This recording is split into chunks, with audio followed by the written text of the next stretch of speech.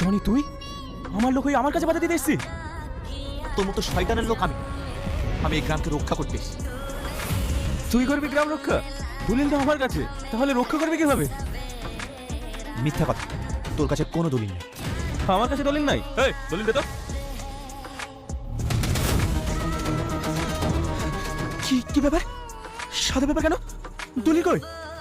তুই মনে হয় এটা খুঁজছিস? তার মানে তুই আমার সঙ্গে চিটিং করেছিস? আমি তোর সঙ্গে চিটিং করিনি। তুই যেমন এই সাধারণ মানুষের সঙ্গে চিটিং করেছিস, আমিও তোর সঙ্গে ঠিক সেই উল্টোটাই করেছি। আমি এটা কোনোদিনই মেনে নেব না।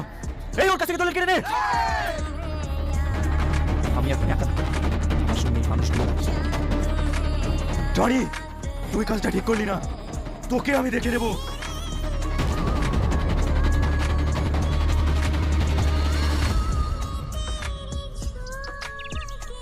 আপনারা সবাই দলিল পেয়ে গেছেন, এই এবার আমি কলকাতায় ফিরে যাব। বুবু, আমরা না জেনে চাচা চাচি তোমাকে অনেক অপমান করেছি, আমাদেরকে ক্ষমা করে দিও বুবু। না বুবু, এতে তোর কোনো দোষ নেই, সবই আমাদের কপাল। আরে হ্যাঁ, আমি আপনাদের সঙ্গে যে অন্যায় করেছি আমি জানি তার কোনো ক্ষমা হবে না, তবু আপনারা যদি পারেন আমাকে ক্ষমা করে দিন। না না ভাই, আমরা তো কিছু না জানি তোমার গায়ে হাত তুলেছি, কিছু মনে করো না ভাই। আরে না ভাই, আমি কিছু মনে করিনি, ওটা ছিল আমার পাপের ফল। আপনারা সবাই ভালো থাকেন, আমি আসছি। দাঁড়াও টনি, আজ তুমি এই গ্রামের জমি জায়গা সবকিছু আমাদের হাতে ফিরিয়ে দিয়েছো।